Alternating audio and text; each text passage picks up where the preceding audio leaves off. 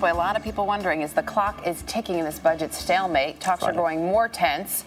What is going to happen by the end of the week? Well, if the White House and Congress can't reach a budget deal, the federal government could, in fact, shut down on Friday. CBS News Chief White House correspondent Chip Reid has the very latest on these ongoing negotiations. Chip, good morning. Well, good morning, Erica. The president met here at the White House yesterday with congressional leaders from both parties to try to hammer out a deal, but that did not happen. And afterward, a frustrated President Obama made a surprise visit to the briefing room and announced that the time for political games is over.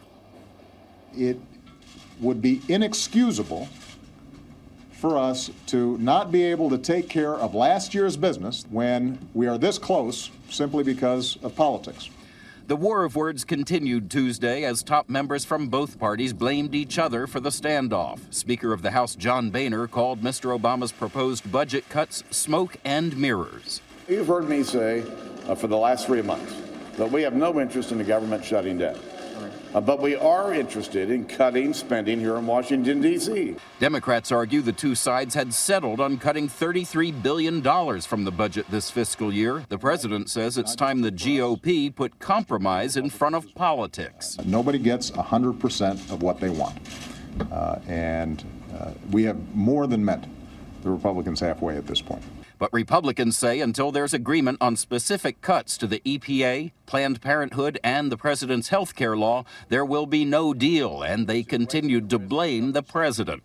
We in the House have consistently said we don't want to shut government down. We just want to cut spending. With just 2 days to go, Republicans put forward another continuing resolution that would keep the government funded through next week. But the White House says the time for stopgap measures is over. We've already done that twice. That is not a way to run a government.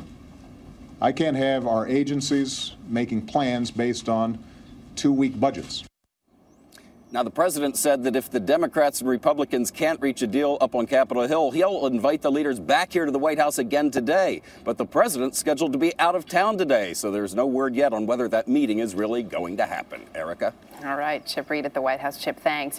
Joining us from Capitol Hill this morning for a closer look at what would actually happen if government were to shut down on Friday is CBS News congressional correspondent Nancy Cordes. Nancy, good morning. Preparations are actually already underway for this, correct?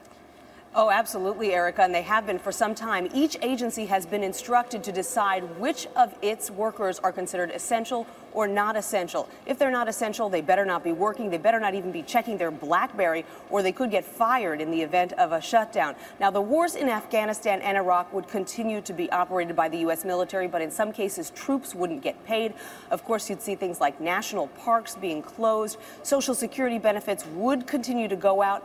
Oh, and that April 15th tax deadline, no luck. That stays in place. You have to send in your taxes, but the IRS might not send out all the refunds on time. Oh, so you still have to pay, but you can't get your money back.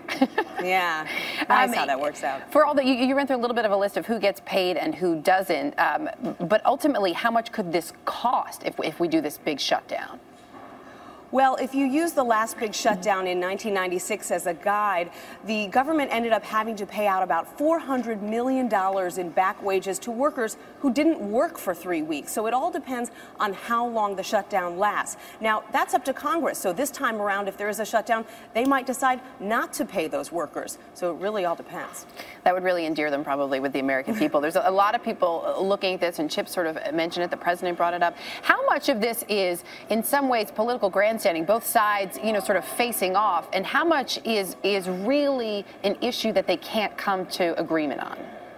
Well, we're really up against the wall at this point, Erica. So the time for grandstanding, if it was happening, is over. If they don't reach an agreement by today, it's really difficult to pass a bill in any shape by Friday. Republicans have put forward this proposal that they fund the government for 1 more week, but what they've proposed to go along with it, $12 billion more in cuts, is unacceptable to Democrats. So we're really at a stalemate here.